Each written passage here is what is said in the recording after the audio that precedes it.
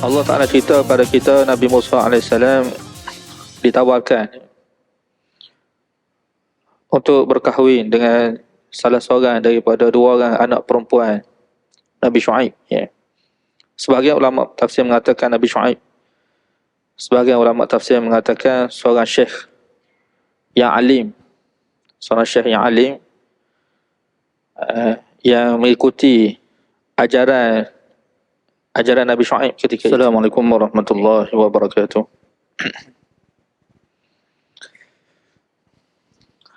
Alhamdulillahi rabbil alamin. Wassalatu wassalamu ala asyrafil anbiya'i wal mursalin wa ala alihi wa sahbihi ajma'in. Rabbi syrah li sadri wa yassir li amri wahlul 'uqdatam min lisani yafqahu qawli. Subhanaka la ilma lana illa ma 'allamtana innaka antal alimul hakim. Wala haula wala quwwata illa billahil aliyyil azim. Amma ba'd. Tuan-tuan, puan-puan, muslimin, muslimat, ahli jemaah yang dirahmati Allah Subhanahu wa taala. InsyaAllah pada malam ni kita akan menyambung kuliah pengajian tafsir Al-Quranul Karim daripada surah yang kita baca, iaitu Suratul Qasas, iaitu surah yang ke-28. Surah Al-Qasas, surah yang ke-28. Dan sambungan pada malam ni ayat 29. Surah Al-Qasas ayat 29. Muka surat 389. Bulan lepas kita telah berhenti ayat 28. Jadi kita akan sambung dah ayat 29 insya-Allah. Allah berfirman, a'udzubillahi minasyaitonir rajim. فَلَمَّا قَضَى مُوسَى الْأَجَلَ وَسَارَ بِأَهْلِهِ آنَسَ مِنْ جَانِبِ الطُّورِ نَارًا قَالَ لِأَهْلِهِ امْكُثُوا إِنِّي آنَسْتُ نَارًا لَعَلِّي آتِيكُمْ مِنْهَا بِخَبَرٍ أَوْ جَزْوَةٍ مِنَ النَّارِ لَعَلَّكُمْ تَصْطَلُونَ فَلَمَّا أَتَاهَا نُودِيَ مِنْ شَاطِئِ الْوَادِ الْأَيْمَنِ فِي الْبُقْعَةِ الْمُبَارَكَةِ مِنَ الشَّجَرَةِ أَنْ يَا مُوسَى إِنِّي أَنَا اللَّهُ رَبُّ الْعَالَمِينَ وَأَنْ أَلْقِ عَصَاكَ فَلَمَّا رَآهَا تَهْتَزُّ كَأَنَّهَا جَانٌّ وَلَّى مُدْبِرًا وَلَمْ يُعَقِّبْ يا موسى أقبل ولا تخف إنك من الآمنين. Sebelum ni dalam ayat 28 dan juga ayat sebelum ni telah kita baca Allah Ta'ala cerita pada kita Nabi Musa AS ditawarkan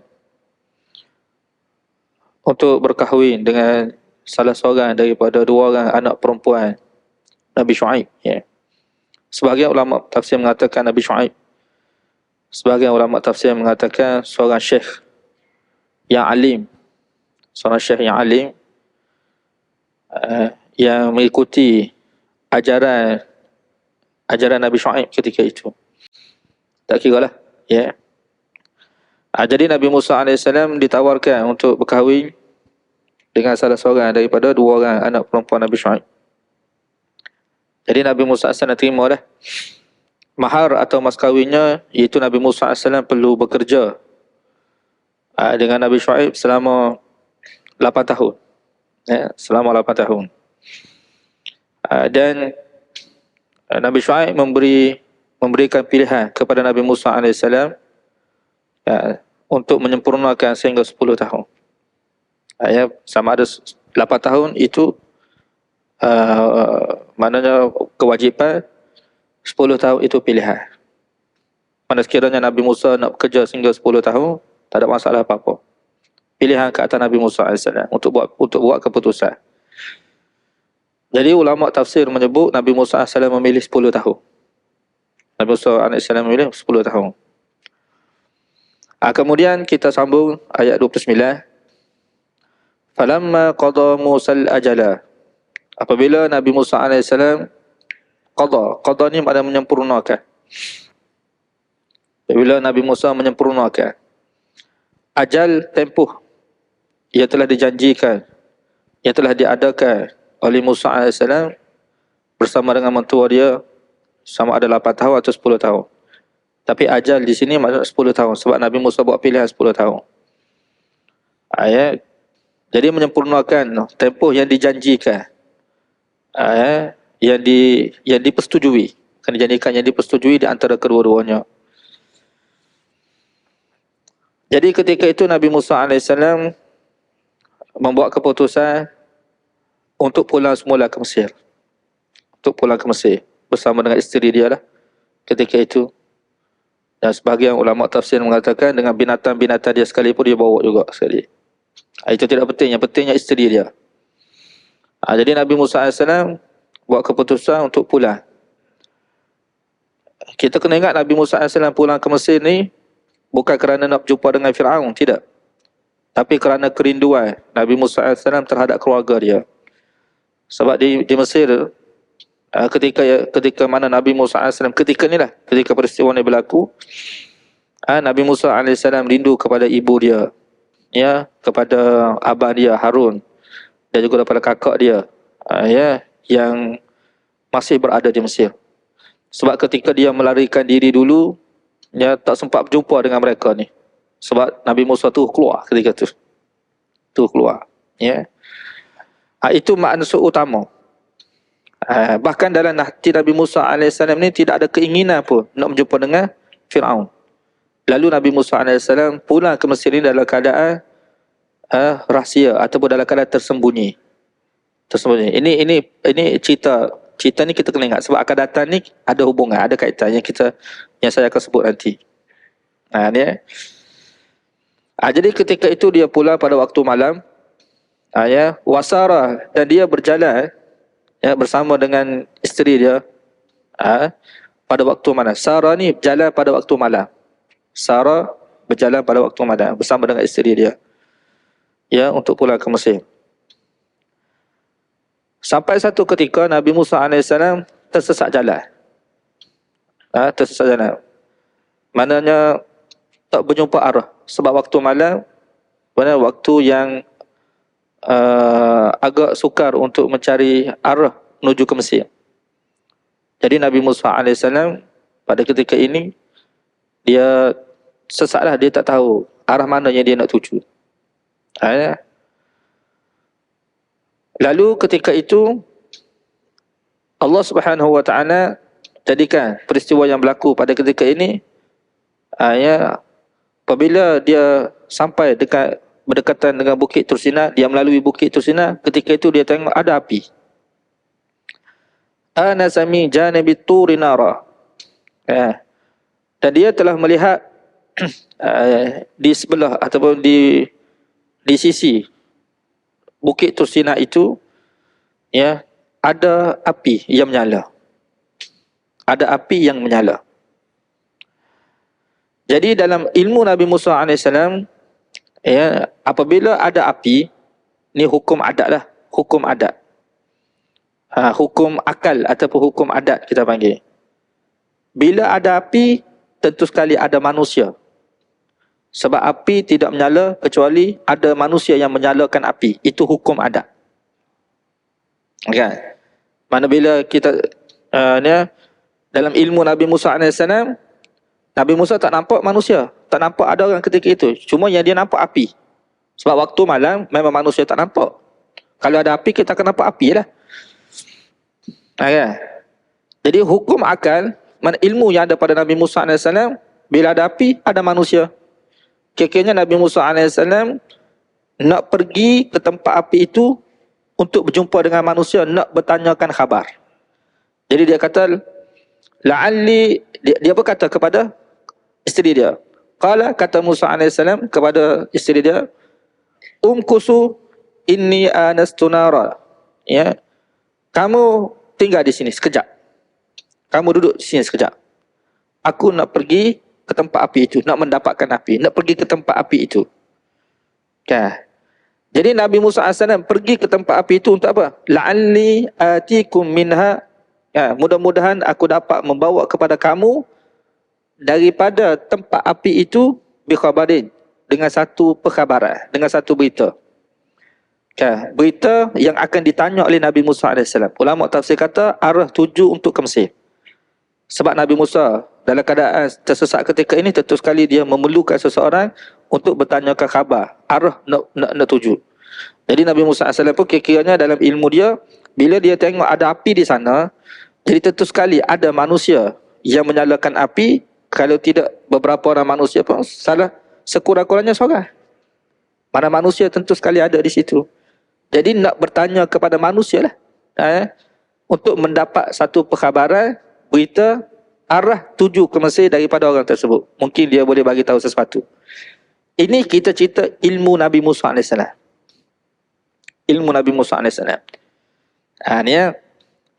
Ataupun au jazwatin minan nar la'allakum tastalun, ataupun aku dapat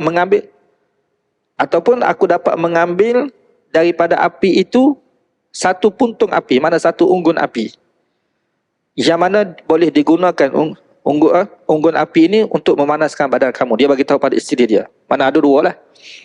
Kan? Sama ada yang pertama sekali untuk tanya berita, arah jalan untuk ke Mesir, ataupun kalau tidak dapat,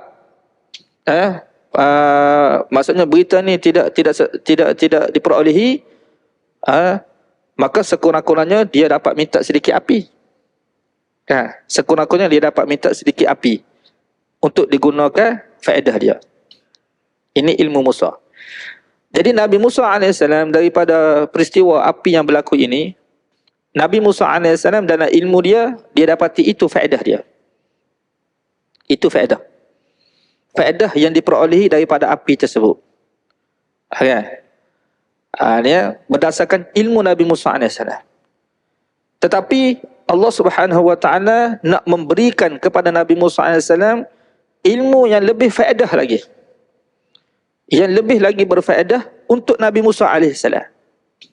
Ini daripada kudrat Allah Subhanahu Wa Taala. Jadi di sini Allah Subhanahu Wa Taala nak mengajar kepada kita ilmu yang ada pada makhluk dan ilmu Allah yang sempurna. Itu beza. Ilmu makhluk ni terhad. Ilmu yang ada pada makhluk ni, sama ada malaikat ke, nabi-nabi ke, ilmu ini terhad. Terhad ni dengan erti kata, manusia ataupun makhluk-makhluk ni hanya mengetahui sekadar takdir Allah yang Allah tentukan untuk dia tahu saja, tidak lebih daripada itu. Dan pengetahuan makhluk ini berdasarkan asbab. Dia tidak akan melampaui batas lebih pada segala-galanya, tidak. Dan asbab itu mana asbab daripada dia belajar ke? Asbab daripada usaha dia, kajian dia ke? Mana daripada apa yang kita belajar, itu yang kita tahu. Lebih daripada itu kita tidak tahu. Perkara gaib kita tidak tahu. Rahsia-rahsia hikmah kita tidak tahu. Ini yang mengetahui dengan sempurna ini adalah Allah Subhanahu Wa Taala. Ini perkara yang perlu kita tahu, tuan. Yang perlu kita faham. Sebab tu dalam setengah-setengah doa, Allah Subhanahu Wa Taala ajar kepada kita, kerana kita tidak mengetahui, kan? Allah ajar kepada kita satu doa yang sempurna, yang amat memberi kebaikan kepada kita. Itu apa dia? Contoh, kan? Rabbana atina fid dunya hasanah wa fil akhirati hasanah wa qina azabannar. Ya Allah, ya Tuhan kami, berikanlah kepada kami kebaikan di dunia dan kebaikan di hari akhirat. Jadi Allah ajar kepada kita. Allah ajar kepada kita minta kebaikan. Kalau Allah Ta'ala tidak ajar kepada kita, kita tak terfikir pun nak minta kebaikan. Sebab yang kita fikir, kita minta, apa yang boleh kita fikir apa? Kita minta nak naik pangkat, nak harta banyak, nak jawatan, nak jadi ahli parlimen, nak jadi Perdana Menteri, nak jadi itu yang kita terfikir untuk kita minta. Tidak salah. Saya nak bagi tahu ni tidak salah. Yang kita nak minta lah. Apa saja kita nak minta. Sebab itu daripada ilmu kita. Kita fikir daripada ilmu kita, kalau kita dapat jadi jutawan, hidup kita senang. Itu yang kita fikir. Sebab tu kita minta nak naik pangkat, kita minta nak jawatan, kita minta nak kaya, kita minta nak anak ramai. Kita minta. Tu daripada apa yang kita tahu. Tetapi daripada apa yang kita minta ni tuan, kita tahu tak apa yang kita minta tu memberi kebaikan kepada kita, atau kita tidak tahu? Boleh jadi apa yang kita minta ni tidak memberi kebaikan kepada kita. Kita minta nak naik pangkat, kita minta nak jawatan, kita minta nak gini-gini macam-macam kita minta nak anak ramai. Kita tahu tak apa yang kita minta tu memberi kebaikan kepada kita? Takut-takut apa yang kita minta ni, contoh kita minta nak jadi kaya. Ya, kita tahu tak dengan kekayaan yang Allah bagi pada kita itu memberi kebaikan ke keburukan kepada kita? Takut-takut kekayaan yang Allah bagi pada kita ini menjadikan kita tu sama seperti mana Qarun. Ya, ataupun Allah bagi jawatan kepada kita ini menjadikan kita ni sama seperti mana Firaun. Kita tidak tahu. Ya, sebab tu pengakhiran kepada doa kita baca doa ni. Ulama tafsir ajar pada kita, apa saja yang kita minta, biarlah akhir doa kita minta apa dia? Rabbana atina fid dunya hasanah wa fil akhirati hasanah wa qina azabannar. Ya Allah, berikanlah kepada kami kebaikan. Bermaksud kalau sekiranya apa yang kita minta ini sebab yang sebenarnya kita minta kebaikan. Kan? Kalau sekiranya apa yang kita minta ni tuan, Allah Ta'ala tahu tidak memberi kebaikan kepada kita, jadi Allah tidak akan bagi pada kita. Sebab dengan tidak bagi pada kita itu untuk kebaikan kita. Ini ilmu Allah yang sempurna. Jadi kita sangka seperti ini, yang Allah Ta'ala nak bagi sebenarnya lebih daripada apa yang kita sangkakan lagi. Itu rahsia kita. Lepas tu bila Allah Ta'ala cipta khalifah, dalam surah Baqarah Allah Ta'ala ceritakan, wa iz qala rabbuka lil malaikati inni ja'ilun fil ardi khalifah. Ya, ingatlah di waktu Tuhan kamu wahai Muhammad berkata kepada para malaikat, aku nak cipta khalifah atas muka bumi ni. Allah cerita kepada malaikat ketika itu. Malaikat pun cerita, bagi tahu, apakah kamu nak cipta makhluk yang melakukan kerosakan atas muka bumi dan juga menumpahkan darah. Jadi apa yang diberitahu oleh malaikat itu adalah apa yang diketahui oleh malaikat. Ya, malaikat memberitahu apa yang dia tahu. Daripada makhluk yang Allah Ta'ala cipta ni, ini yang akan berlaku.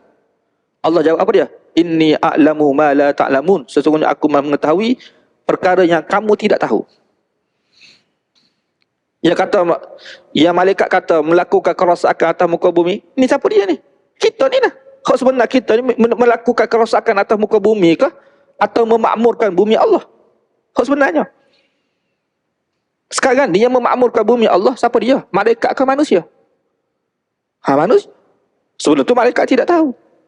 Daripada apa yang Allah Subhanahu Wa Ta'ala lakukan itu lebih sempurna lagi.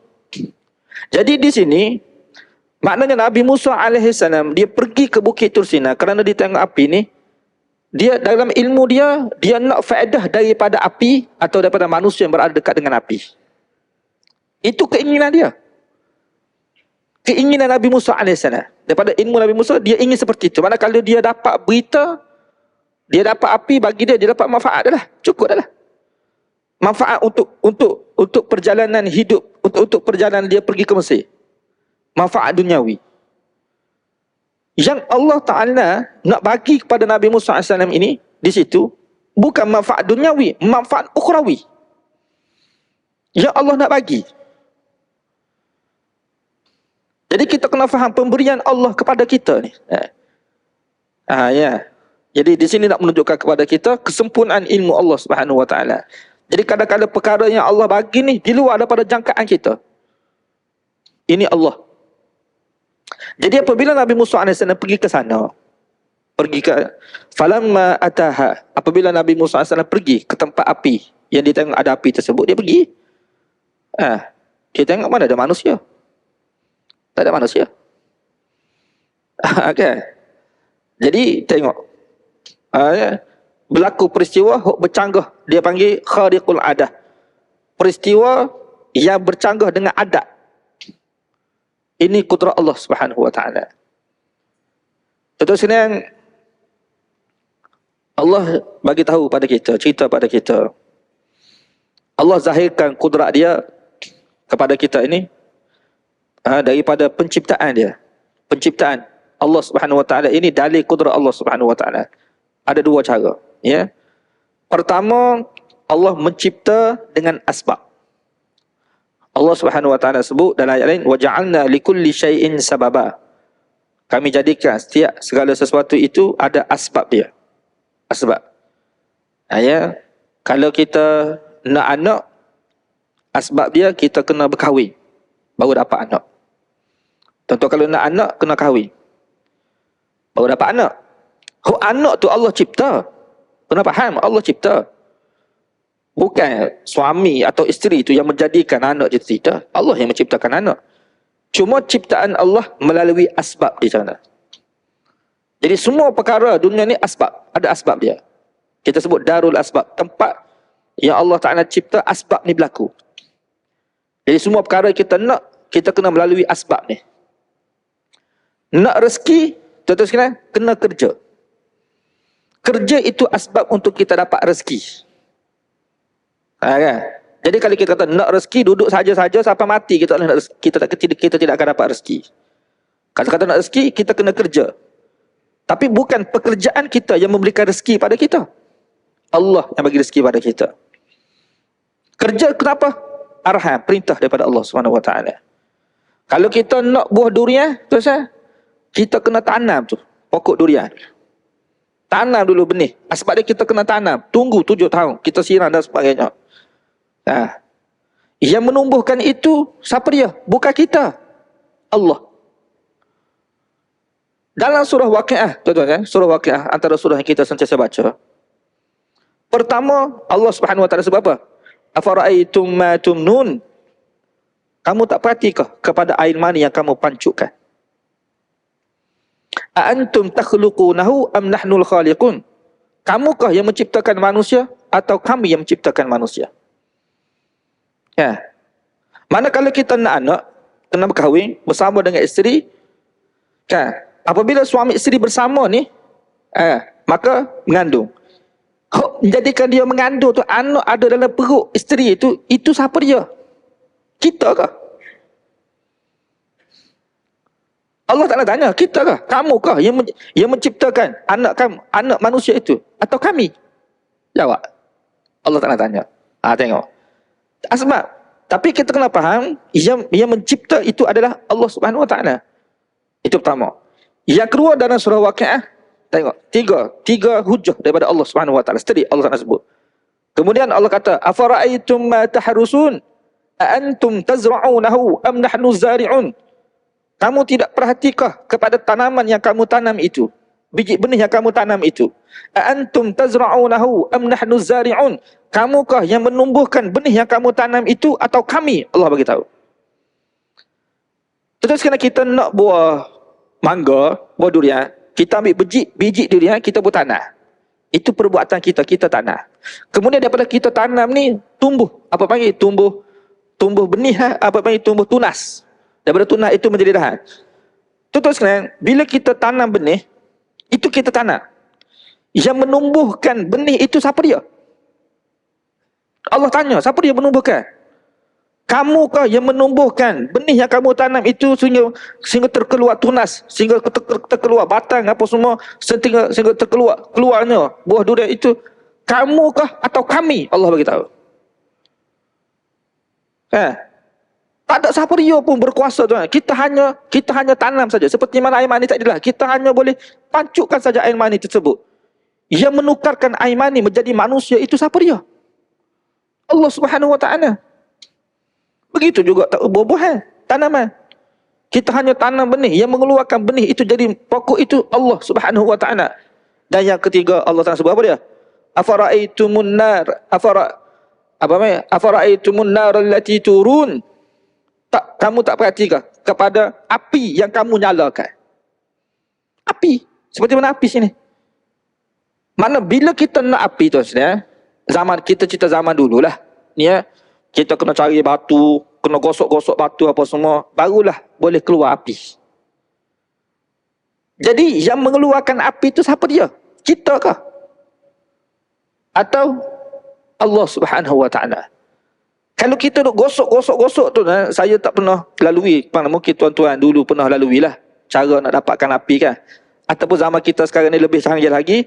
Kan, dengan ada dulu orang Kelantan kata gesek tu nah. Saya mancis kan. Orang kata gesek. Tak apa dah. Ada asbab. Ni kita cerita zaman Nabi Musa dulu dah. Zaman dulu dah. Zaman yang tidak ada macis, tidak apa semua. Jadi nak dapatkan api memang kita kena buat seperti itu lah. Baru api itu menyala. Jadi secara zahir seolah-olah kita lah yang menyalakan apinya. Itulah. Jadi Allah Subhanahu Wa Taala maknanya daripada ini hukum kita panggil hukum dalam bahasa kita hukum tasyri'i. Mana bukan hukum tasyri'i, hukum takwini. Mana hukum daripada peristiwa kejadian alam ini sudah ditetapkan oleh Allah Subhanahu Wa Taala berlaku di atas takdir dia. Allah mentakdirkan seperti ini. Mana ketentuan Allah, ketetapan Allah. Contohnya tu kalau kita lapar, Allah buat satu ketetapan nak menghilangkan lapar, kena makan. Cari rezeki, cari nasi, makanan, apa saja makanan, kita makan. Tetapi yang menghilangkan lapar itu bukan nasi. Allah Subhanahu Wa Taala. Ini akidah kita. Kan? Ini satu ketetapan yang berlaku dah di dunia. Tetapi Allah Subhanahu Wa Taala juga cerita kepada kita terusnya. Kan? Di atas af'alullah, perbuatan Allah Subhanahu Wa Taala ini kan, dia tidak berkait dengan asbab. Mana dengan tidak ada asbab ini pun Allah Subhanahu Wa Taala berkuasa nak menciptakan. Maknanya Allah Taala dia tidak memerlukan asbab ini untuk dia cipta sesuatu, tidak ada. Contohnya kalau Allah Taala nak mengurniakan anak ni, adakah manusia tu dia perlu berkahwin baru Allah Subhanahu Wa Taala boleh kurniakan anak? Tidak. Ataupun adakah manusia itu perlu bekerja barulah Allah bagi rezeki? Tidak. Jadi ini ilmu yang perlu kita faham. Walaupun yang berlaku peristiwa ini adalah daripada apa yang telah Allah tetapkan. Sebab apa yang berlaku daripada apa yang telah ditetapkan oleh Allah Subhanahu Wa Taala. Bila kita belajar akidah, dia ada satu bab dipanggil dalam akidah ni, iaitu kepercayaan kepada qada dan qadar. Qada qadar, kan? Jadi apa yang berlaku di alam sekarang ini tuan, sebelum kiamat ni, ada daripada perkara yang telah Allah Taala tetapkan berlaku. Kan? Salah satu daripada ketetapan Allah Subhanahu Wa Taala asbab ni lah. Kita tak boleh kata ada Allah Taala bagi rezeki, kita tak payah kerja. Tak boleh, tak betul seperti itu. Siapa dia yang mengajar seperti ini, dia kata memang dalam Quran pun Allah bagi tahu kepada kita mana Allah berkuasa nak memberi rezeki. Tidak semestinya manusia bekerja baru Allah bagi rezeki. Mana tidak semestinya asbab tu ada barulah perkara yang nak berlaku tu baru berlaku. Tidak gitu. Sebab tu Allah Ta'ala datangkan kisah yang lain dalam Quran yang terdapat dalam surah yang lain, seperti mana surah ni pun kita faham juga. Supaya kita faham kudrat Allah Subhanahu Wa Ta'ala yang tidak memerlukan dan berhajat kepada asbab ini untuk menciptakan sesuatu. Seperti contoh, Allah Subhanahu Wa Ta'ala datangkan kisah Maryam. Kisah Maryam dalam Quran tu, dalam surah Maryam pun ada. Dalam surah Maryam tu tahunya. Dalam surah Maryam tu salah satu daripada cerita ataupun kisah yang ada dalam surah Maryam, kisah Maryam tu sendirilah. Dan Allah Subhanahu Wa Ta'ala cerita kepada kita surah Maryam, tuan-tuan sekalian. Kan? Ini di antara kejadian luar biasa yang berlaku ni. Allah Ta'ala bagi tahu Maryam tak pernah disentuh oleh mana-mana lelaki. Lam yamsasni basharun walam aku baghiyya. Aku tidak pernah disentuh oleh mana-mana lelaki. Kan? Dengan caranya halal, tak pernah disentuh. Lelaki ni makna lelaki mahram dia lah. Tak pernah lelaki yang mana suami dia tak pernah berkahwin. Senang cerita dia tak pernah berkahwin. Dan dia walam aku baghiyya, dan aku tidak pernah berzina. Ini perkataan Maryam. Maknanya tak pernah disentuh oleh lelaki sama ada dengan cara halal melalui perkahwinan ataupun dengan cara haram berzina, dirogo dan sebagainya. Tak pernah. Seorang wanita yang suci. Tapi mengandung. Kan dalam surah Maryam. Tiba-tiba malaikat datang kepada dia. Kan? Dia kena utusan dia daripada Allah Subhanahu Wa Ta'ala dalam rupa bentuk manusia. Terkejut dia ketika itu. Untuk apa? Untuk tiupkan ruh masuk dalam tubuh dia. Ketika tu mengandung Maria. Maknanya Allah Subhanahu Wa Taala cerita kisah. Tuan-tuan kena faham. Allah datangkan kisah ni bukan nak bagi tahu kepada kita jangan berkahwin. Kenapa? Sebab Allah berkuasa nak memberikan anak dengan tidak berkahwin. Salah kalau siapa-siapa faham seperti itu. Cerita ni nak mengajar kepada kita kudrat Allah Subhanahu Wa Taala bahawa Allah berkuasa. Tapi yang berlaku di alam ini, anak itu berlaku melalui perkahwinan. Itu daripada takdir Allah Subhanahu Wa Taala. Cuma Allah datangkan kisah ni supaya hamba Allah faham bahawa Allah berkuasa untuk memberikan anak atau menciptakan anak dengan tidak ada bapa sekali pun, dengan tidak ada suami. Berlaku pada Maryam. Mana Maryam mengandung dengan tidak pernah disentuh. Ini kudrat Allah Subhanahu Wa Taala. Ni kira-kiranya ketika mana Maryam dewasa. Dalam surah Ali Imran, tuan-tuan, Allah Subhanahu Wa Taala cerita Maryam sendiri ni, sehingga Nabi Zakaria pun terkejut. Nabi Zakaria itu pak saudara dia yang jaga Maryam ketika itu. Maryam ni dibesarkan oleh Nabi Zakaria di Baitul Maqdis. Kan? Saya cerita dengan rikah lah. Tuan-tuan nak tahu detail, baca dalam surah Ali Imran. Ini kisah dalam surah Maryam. Ada dalam surah Ali Imran. Bila Maryam sampai peringkat remaja, kalau kita kat mungkin umur belasan tahun, sekolah menengah. Maryam selalu mengikuti majlis ilmu Nabi Zakaria AS. Sebab dia membesar dengan pak saudara dia, Nabi Zakaria, di Baitul Maqdis. Memang hidup dia di Baitul Maqdis. Dia seorang wanita yang suci, Maryam. Kan? Allah Subhanahu Wa Taala cerita apa dia? Kullama dakhala 'alaiha Zakaria al-mihrab wajada 'indaha rizqa qala ya Maryamu anna laki hadza qalat huwa min 'indillah. Ini perkataan Maryam dalam surah Ali Imran. Apa maksud dia? Setiap kali Nabi Zakaria masuk dalam mihrab dia, yang mana di situ Maryam sentiasa adalah. Sebab bila Nabi Zakaria mendapat majlis ilmu, Maryam menyertai sekali majlis ilmu Nabi Zakaria. Cuma Maryam duduk di mihrab. Mihrab ni tempat ibadat khas Nabi Zakaria. Kan? Duduk situ. Kan? Istimewa dia lah. Dia ketika mana Nabi Zakaria tinggal Maryam, tak ada apa-apa, kosong. Apabila dia selesai majlis, dia masuk dalam bilik dia, dia tengok di sisi Maryam tu ada rezeki, ada makanan. Bukan sekali, setiap kali dia masuk selepas dia selesai majlis, dia masuk tu, dia buka pintu, dia tengok di sisi Maryam itu ada rezeki. Dia bertanya, kullama dakhala 'alaiha Zakaria al-mihrab wajada 'indaha rizqa. Setiap kali Nabi Zakaria masuk ke dalam mihrab dia untuk melihat anak saudara dia Maryam itu, dia dapati rezeki itu ada rezeki di sisi Maryam, sebelah Maryam. Dia bertanya dah. Qala ya Maryamu anna laki hadza. Wahai Maryam, mana kamu dapat rezeki ni? Mana kamu dapat? Qalat huwa min indillah. Maryam jawab apa dia? Daripada Allah Subhanahu Wa Taala. Daripada Allah Subhanahu Wa Taala. Mana dia dapat rezeki daripada Allah Subhanahu Wa Taala dengan tidak bekerja. Kan? Nabi Zakaria nak rezeki, dia kena kerja. Maryam nak rezeki, tak perlu bekerja. Daripada situlah tuan-tuan sekalian, Nabi Zakaria, dia keyakinan dia itu semakin bertambah. Sebab ketika ni dia masih tak dapat anak lagi, tuan-tuan. Bersama dengan isteri dia, dia sudah tua dah.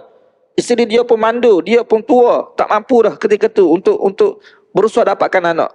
Ketika itulah bila dia tengok apa dia? Dia tengok Maryam ini diberikan rezeki oleh Allah dengan tidak berusaha. Maksudnya tanpa ada asbab pun Maryam dapat rezeki. Dia pun doa pada Allah Subhanahu Wa Taala. Sebab ketika itu keadaan Nabi Zakaria apa dah? Tua. Isteri dah mandul. Mana asbab untuk dapat anak tidak ada dah. Asbab untuk dapat anak tidak ada. Jadi kalau ikut hukum akal, bila asbab tidak ada, maka contoh asbab dah dapat anak tidak ada, maka anak tidak dapatlah. Itu hukum akal kita. Kita pergi cek doktor cek kita, mengesahkan kita mandul. Kan? Suami mandul, isteri pun mandul. Maknanya ikut hukum akal, Hukum adat bila mana tak boleh mengadu. Mana tak boleh anak. Kamu sampai bila-bila tidak boleh anak dah. Kita kalau kita dengar kenyataan doktor ni memang putus asa lah kita ni. Ya. Jadi Nabi Zakaria pun seperti ni lah. Inni wahanal azmu minni washta'ala ar-ra'su syaiba walam akum bidu'aika rabbi syaqiyya. Ya Allah, sesungguhnya telah lemah segala tulang-tulang aku ini. Dan rambut aku pun sudah berubah sebab dia sudah tua sangat dah. 100 tahun lebih dah. Mana ikut hukum akal, asbab nak dapat anak tidak ada dah. Orang tua dah tuan. Tulang pun tidak larat dah. Mana asbab untuk dapat anak tidak ada. Kalau kita berpandukan kepada hukum ni, memang kita akan putus asa. Tapi Allah ajar kepada kita, asbab untuk dapat anak tidak ada, tapi dengan kudrat Allah, Allah boleh bagi anak. Dia dapat ilham daripada mana? Maryam ni lah. Menyebabkan dia berdoa pada Allah Subhanahu Wa Taala dalam surah Ali Imran, Allah Ta'ala cerita ni yang perlu kita faham. Maknanya Allah berkuasa nak memberikan rezeki kepada manusia walaupun manusia tidak bekerja. Tapi bukan bermaksud kita jangan kerja. Kena faham peristiwa seperti ini. Ini yang perkara yang Allah Ta'ala perjelaskan. Jadi peristiwa yang berlaku ketika mana Nabi Musa AS lalui ini sama lah. Memang tidak ada orang. Kira asbab untuk api menyala tidak ada. Sebab manusia tidak ada. Mana boleh menyala berdiri? Tiba-tiba menyala. Kalau kita tengok dalam ayat yang lain, tuan-tuan, Allah Subhanahu Wa Taala sebut api itu daripada mana? Daripada pokok sendiri. Pokok yang kita kata pokok yang subur, pokok yang hijau. Sebab kalau kira hukum adat tuan, dia api ni kalau kita nak nyalakan api, syarat dia pokok, ranting kayu ataupun dia mesti kena kering. Hijau seperti itu mana menyala api, dia kena kering. Kita kena cari ranting-ranting kering. Ini pokok yang hidup. Nyala api. Dia panggil bercanggah. Dia gini, perbuatan Allah kan, dengan asbab, tanpa asbab, dan bercanggah dengan asbab. Mana Allah berkuasa. Allah berkuasa mencipta sesuatu dengan asbab. Asbab ni asbab yang biasa kita lalui nah. Yang kedua, bercanggah maksud tanpa asbab. Mana tidak ada asbab pun. Seperti contoh, Allah Ta'ala mencipta Isa AS tanpa asbab ayah. Jadi Allah Subhanahu Wa Ta'ala cipta Isa tanpa asbab ayah. Tidak ada ayah. Mana tanpa asbab. Dan Allah Subhanahu Wa Ta'ala juga mencipta Adam dan juga Hawa tanpa ayah dan emak. Ini kudrat Allah Subhanahu Wa Ta'ala. Dan yang ketiga, Allah Subhanahu Wa Ta'ala berkuasa menciptakan sesuatu bercanggah dengan asbab. Asbab gini, tapi yang berlaku sebaliknya. Seperti mana berlaku peristiwa Nabi Ibrahim AS dicampakkan ke dalam api. Allah Ta'ala jadikan tuan, Allah takdirkan api ni kan, pada api ni ada sifat membakar. Itu asbab, mana api ni asbab membakar. Kan? Daripada api ni kalau kita campak sesuatu dia akan membakar. Tak kira apa dia akan bakar semua. Itu api. Kita pun faham. Bukan kita saja, orang kafir pun faham. Ini hukum takwin ni. Semua faham dah. Tetapi apa yang berlaku tuan sini? Bila dicampakkan Nabi Ibrahim ke dalam api, yang mana sepatutnya Nabi Ibrahim itu dibakar oleh api. Terbakar? Tak. Tak terbakar. Kan? Tak terbakar. Nabi Ibrahim tak terbakar. Bahkan ulama tafsir kata, Nabi Ibrahim ketika mana berada dalam api, dia berada cukup tentera. Kenapa? Sebab Allah Ta'ala perintah kepada api ketika itu, Qulna ya na rukuni bardan wa salaman ala Ibrahim. Wahai api, jadikanlah kamu sejuk dan sejahtera. Sejuk dan sejahtera ni, mana dia sejuk dan memberi ketenteraman, kesejahteraan kepada kita. Kita kalau kita nak merasa sejuk dan sejahtera ni tuan-tuan sekalian, dia seperti mana kita berada dalam keadaan aircon sekarang ni. Dia bukan sejuk saja. Kalau sejuk saja dalam peti. Kalau peti dia tidak sejahtera, memang sejuk. Tapi dia tidak sejahtera, tuan-tuan masuk dalam peti ais, itu bukan memberi kesejahteraan walaupun sejuk. Dia sejuk sejahtera ni makna sejuk yang sesuai dengan tubuh kita dan kita rasa selesa. Maknanya kalau kita boleh faham tuan-tuan sekalian, Nabi Ibrahim ketika mana dicampakkan ke dalam api, dalam surah Anbiya Allah Subhanahu Wa Ta'ala cerita, seolah-olah Nabi Ibrahim itu berada seperti mana kita berada dalam aircon sekarang ini. Ini bercanggah dengan asbab. Tengok terus. Ini af'alullah, perbuatan Allah yang perlu kita faham. Ya, umat Islam, hamba Allah perlu faham. Ya. Jadi di sini berlaku peristiwa ya daripada kudrat Allah Subhanahu wa taala yang bercanggah dengan asbab. Kalau kira asbab ada api itu tidak ada, tapi api ada. Kenapa? Sebab Allah mencipta dengan kudrat dia tanpa asbab. Semua dengan kudrat Allah, cuma kudrat Allah dengan asbab, kudrat Allah tanpa asbab. Ketika ini. Jadi bila Nabi Musa pergi sampai di tempat api tersebut, mana ada manusia? Tak ada manusia. Tapi api ada. Ya.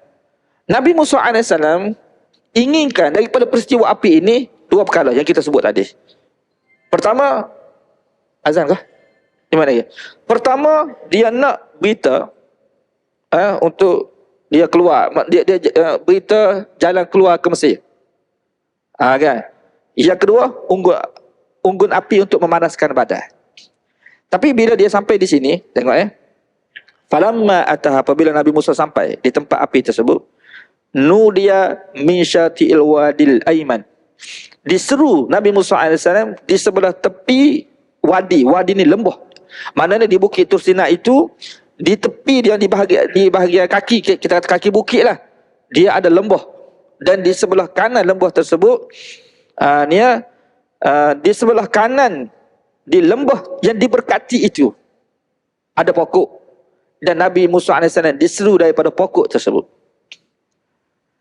Nabi Musa diseru, dia diseru Musa AS daripada tepi lembah sebelah di kanan lembah, kan, daripada pokok dia, lembah yang diberkati. Lembah yang diberkati, mana pada lembah itu ada keberkatan. Ada keberkatan. Jadi Nabi Musa pun diserulah. Seruan itu berbunyi apa? Ya Musa, wahai Musa, inni anallahu rabbul alamin. Sesungguhnya akulah Allah Subhanahu wa taala, Tuhan sekalian alam. Ya. Di sini tuan-tuan, Nabi Musa diseru oleh Allah Subhanahu wa taala, bukan malaikat, tidak. Allah yang menyeru Nabi Musa AS. Tuan-tuan jangan tanya saya, kan, adakah Nabi Musa AS ini dengar suara Allah ataupun macam mana? Saya tidak boleh hurai sebab saya tidak ada dalam peristiwa ini. Saya tak boleh nak hurai. Tak boleh nak hurai. Cuma daripada ayat yang kita baca ini jelas menunjukkan kepada kita Nabi Musa berkata-kata direct dengan Allah Subhanahu wa taala. Berkata-kata direct dengan Allah. Sebab Allah Subhanahu wa taala dia berkata-kata dengan beberapa cara. Kan, dengan manusia ni. Allah dia ada sifat kalam.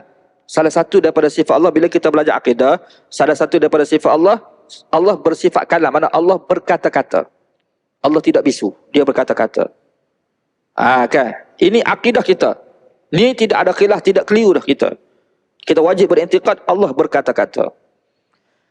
Bila kita tanya bagaimana Allah berkata-kata, yang ni kita tak boleh nak jawab.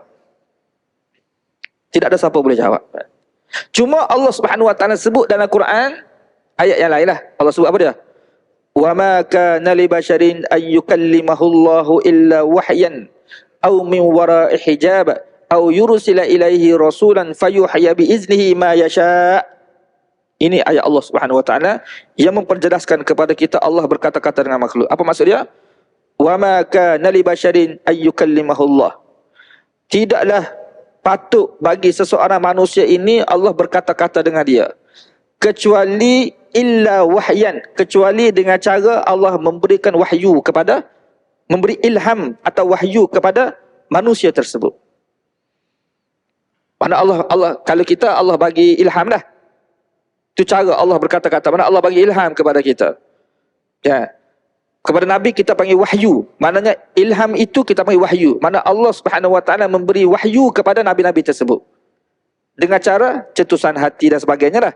Tercetus satu perasaan, Nabi nak buat gitu, Nabi nak buat gini. Itu cetusan hati itu wahyu daripada Allah Subhanahu wa taala. Itu cara Allah berkata-kata. Faham?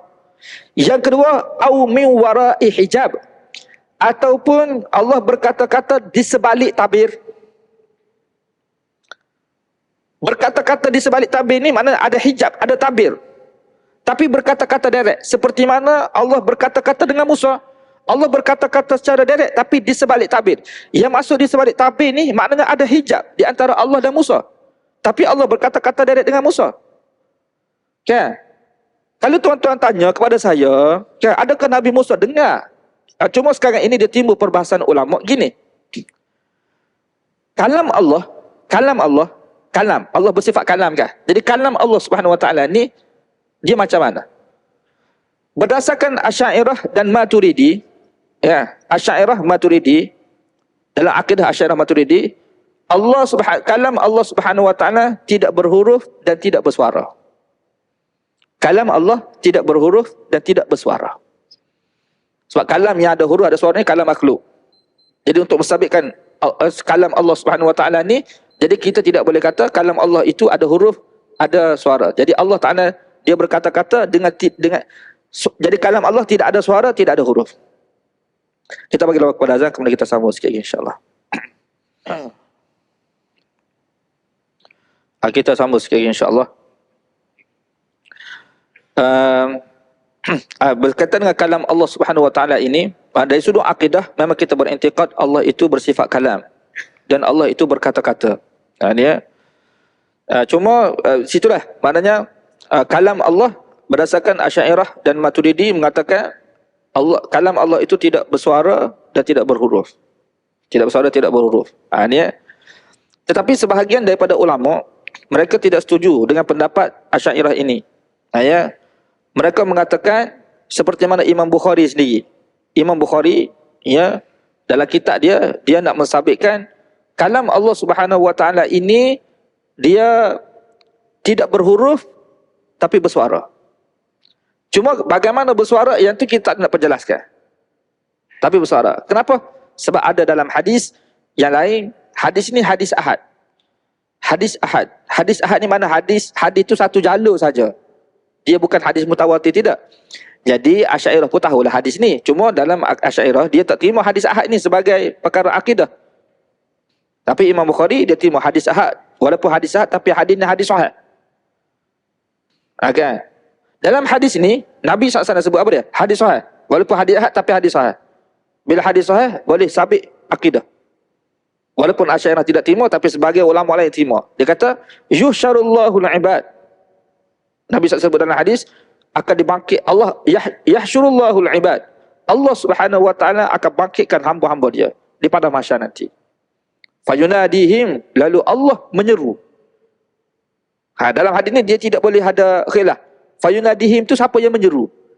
Kita tak ada kata malaikat menyeru ataupun sama menyeru sebab kaedah lughah, kaedah bahasa kan, fa'il itu mesti kena sabitkan yang terdekat. Jadi Allah sebagai tahu yahsyurullahul ibad. Allah sudah disebut di situ. Mana Allah Subhanahu Wa Taala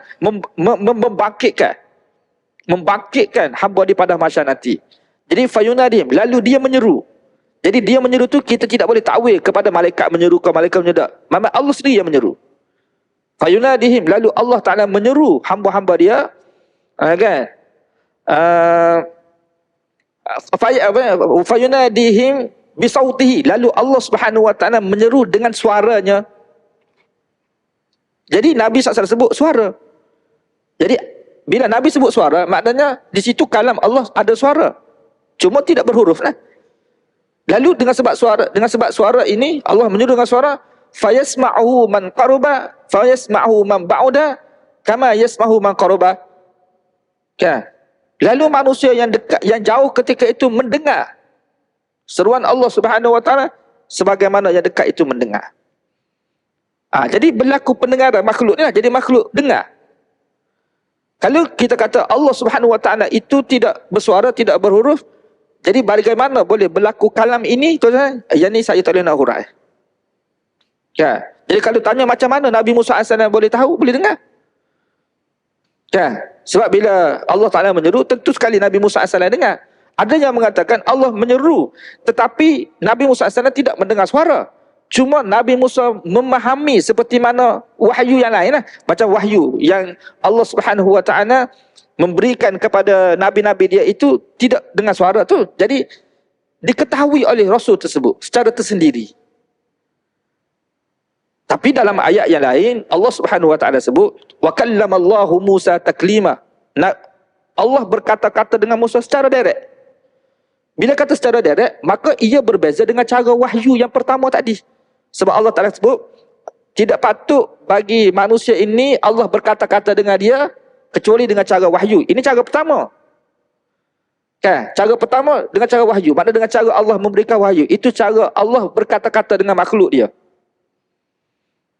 Kan? Mana yang dikendaki dengan pada kata-kata itu maknanya Allah nak bagi tahu sesuatu pada kita. Pertama. Yang kedua, au min wara'i hijab ataupun di sebalik tabir. Mana ada tabir, ada hijab di antara Allah dan juga makhluk tu sendiri, ada hijab. Memang ada hijab. Kalau tidak ada hijab antara Allah, zat Allah dengan makhluknya, kalau tidak ada hijab, hancur. Musnah. Dalam surah Ar-Raf tuan, ada satu kisah Allah Ta'ala cerita. Kisah Nabi Musa jugalah. Kemudiannya berlaku. Ya.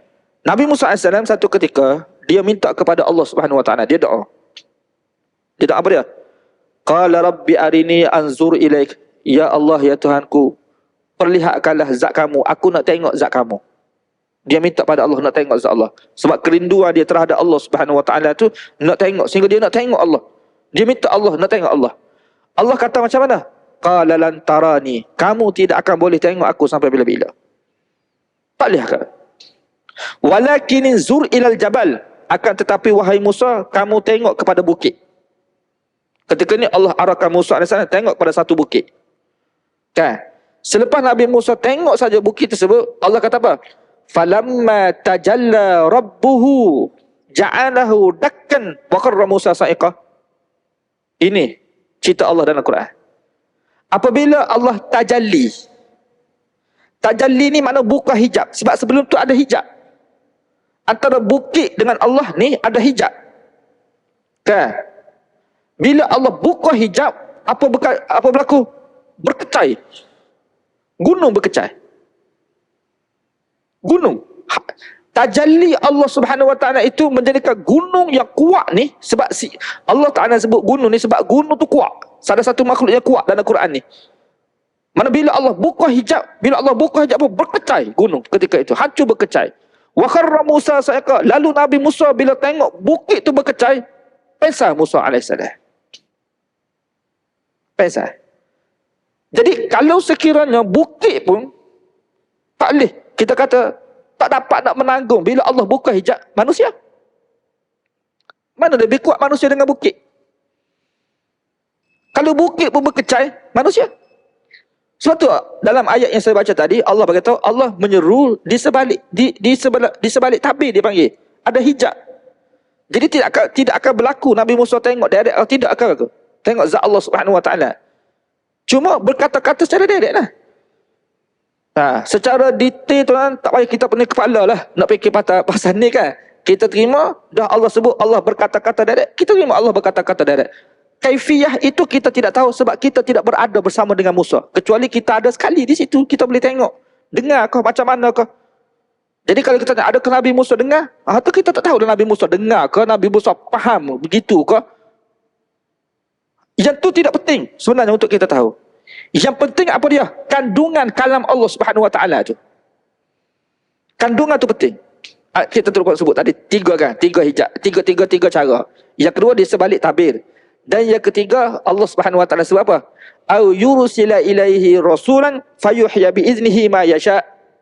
Ataupun Allah Ta'ala utuskan kepada manusia itu seorang rasul dari kalangan malaikat yang menjelma dari rupa bentuk manusia, dan rasul itu menyampaikan kepada manusia, iaitu nabi lah, apa yang Allah Ta'ala kendaki itu wahyu.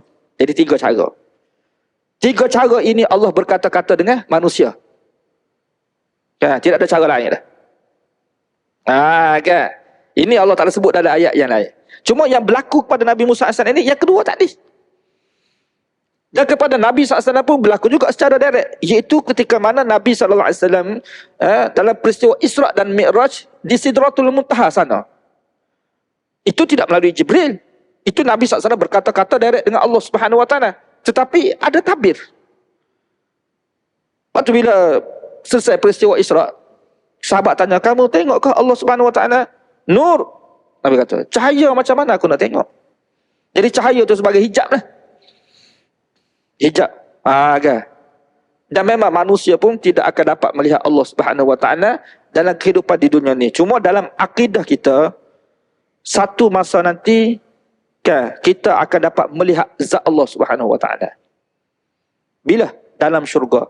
Dan itulah nikmat yang paling besar yang dirasai oleh ahli syurga apabila mereka melihat zat Allah Subhanahu Wa Taala. Sehingga tergelar dah nikmat-nikmat yang manusia ahli syurga rasa ketika itu terlupa habis dah. Dan ini tidak akan berlaku pada ahli neraka Jahannam. Sebab kerinduan manusia sebenar untuk melihat pencipta dia. Allah Ta'ala sebut dalam Al-Quran, kalla bal tuhibbunal ajilah wa tadharunal akhirah wujuhun yawma idzin nadirah ila rabbiha nazirah. Wajah ahli syurga ketika itu berseri-seri ketika itu. Terlalu riang gembiranya mereka. Kenapa? Ila rabbiha nazirah. Kerana mereka ini, kerana wajah itu ataupun mereka itu dapat melihat kepada Tuhan mereka ketika itu. Jadi di situ tuan-tuan, kan, dalam syurga tu ketika itu manusia sudah ada kekuatan dah nak melihat Allah Subhanahu Wa Taala. Adapun di dunia ni hatta Nabi sendiri pun tidak ada kekuatan dah. Mana Allah tidak beri kekuatan untuk melihat zat dia. Sebab tu bila Nabi Musa minta nak tengok zat Allah, Allah Ta'ala kata kamu tidak akan boleh tengok. Kerana kamu tidak akan mampu. Tapi bila masuk dalam syurga, ahli syurga dia ada kekuatan luar biasa untuk melihat zat Allah. Ini anugerah daripada Allah Subhanahu Wa Taala. Ya. Tak apalah, ya. Jadi yang tu tidak penting untuk kita tahu perbahasan ni. Ini termasuk cuma sebagai orang awam lah. Orang awam, kita sebagai orang awam, saya sendiri pun termasuk orang awam juga. Ya, cukuplah kalau kita beriman Allah Subhanahu Wa Taala itu dia berkata-kata, dia tidak bisu. Kan? Ya. Bagaimana ini kita serah kepada alim ulama untuk mereka perbahaskan. Ya. Perbahasan yang siapa melibat kita punya kepala ni, kita rasanya tak perlu. Dan tidak merosakkan akidah kita pun. Ya, kalau kita tidak mengetahui perkara seperti itu. Tapi dari asasnya, basicnya, asasnya, kita wajib berintikad Allah itu berkata-kata. Ya, Allah tidak bisu. Cuma apa yang penting daripada ayat yang kita baca ni, iaitu kandungan wahyu Allah Subhanahu Wa Taala kepada Musa. Apa dia? Ya Allah Ta'ala bagi tahu pada Musa, ya Musa, wahai Musa, inni anallahu rabbul alamin. Sesungguhnya akulah Allah, Rabb sekalian alam. Kan? Ini kandungan wahyu apa yang Allah bagi tahu kepada Musa AS. Cuma huraian tentang inni anallahu rabbul alamin ni, ya, kita akan hurai dalam kuliah akan datang insya-Allah. Ya, sekadar ni untuk malam ni lah. Masa tidak mencukupi untuk kita menguraikan makna ni, apa maksud, kenapa Allah Taala menyeru, ya, ni apa isyarat dia, apa makna sebenar, yang Allah Taala kandungan seruan Allah Subhanahu Wa Taala ni, apa makna sebenar, apa kepentingan dia, kita akan cerita dalam kuliah kita pada bulan hadapan insya-Allah. Jadi untuk akan datang ni kita akan baca ayat yang sama lagi, ayat ke-30, tapi kita akan baca pada kalimah inni anallahu rabbul alamin. Ya. Rasanya sekadar inilah untuk malam ni tuan-tuan. Mudah-mudahan apa yang saya sampaikan ini sedikit sebanyak memberi faedah pengajaran, terutama kepada saya lah yang bercakap dan kepada kita semua yang mendengar, insya-Allah. Sehingga kita berjumpa lagi. Apa yang baik daripada Allah Subhanahu Wa Taala, segala kelemahan kekurangan daripada diri saya sendiri, mohon ampun kepada Allah, minta maaf dari tuan-tuan. Kita berjumpa lagi insya-Allah. Wabillahi taufiq wal hidayah. Assalamualaikum warahmatullahi wabarakatuh. Alhamdulillahirabbil alamin wassalatu wassalamu ala asyrafil anbiya'i wal mursalin wa ala alihi wa sahbihi ajma'in. Allahumma faqihna fid din wa 'allimna at-ta'wil wahdina ila sawa'is sabil. Rabbana atina fid dunya hasanah wa fil akhirati hasanah wa qina azabannar. Walhamdulillahirabbil alamin.